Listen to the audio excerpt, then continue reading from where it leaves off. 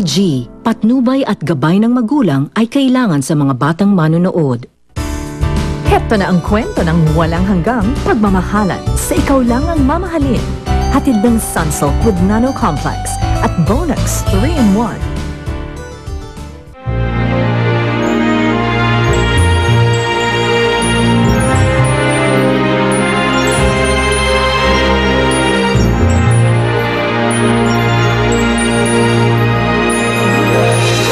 Nagkamali na po kasi siya kanina.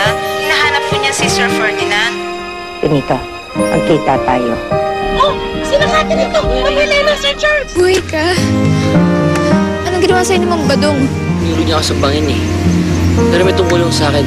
Halika na. Pwede po bang sa ospital niyo na kami idiretso? Nurse, nandiyan pa si... Sir Ferdinand? Alalang-alala kami sa ni Lilian. Si Ma'am Amara po yung may pakana ng lahat. Siya rin po yung bumaril kay Nay Lilian eh. Alam niyo po ba kung nasan si Tita Amara? Katapusan mo na! Mara! Akala mo ba habang buhay mo may tatago yung kabulukan mo, ha? Wala akong ginagawa! Mahal na mahal kita! Higit pa sa tunay na kapatid! Ang turing ko sa'yo! Nasisiraan ka na ba ng bait? Magkapatid tayo! Magkapatid nga tayo! Pero hindi tayo magkatugo! Benito, labas mo si Lilian! Amara! Hindi ako susuko! Hindi ako papayag sa gusto mo! Amara!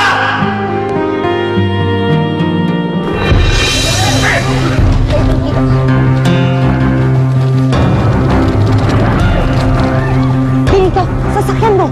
Ma'am, nandun! May kwartya! Amara!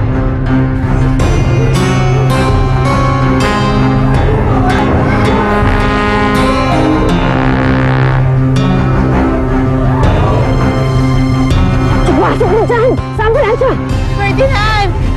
Ferdinand, tulungan mo! Bilisan mo! Ah! Ferdinand! Ferdinand, tulungan mo! Bilisan mo!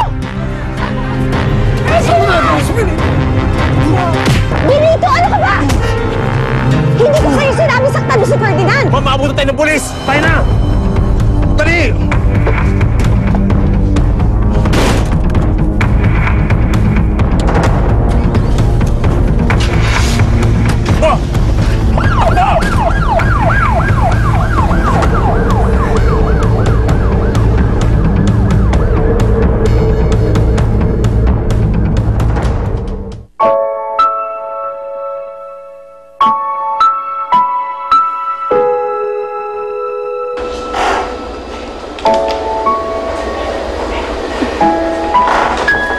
Maylene? Ano yung ginagawa mo? Wala. Tinitignan ko lang kung ano magiging itsura namin kung kumpleto kami.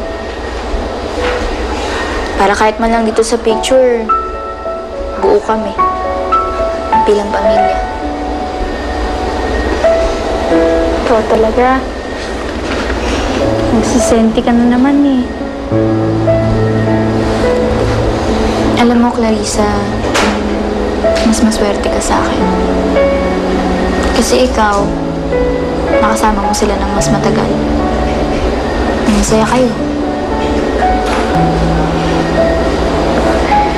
Kasi naman, nagpanggap ako nun na ikaw. Ano na ipaalala sa akin yung kasalanan ko? Pasensya ka na. Hindi naman talaga yun yung punto ko eh. Iniisip ko lang kung kailan darating yung araw na mabubuo kami. Yung magiging masaya kami. Kailan kaya matatapos yung paghihirap naming pamilya?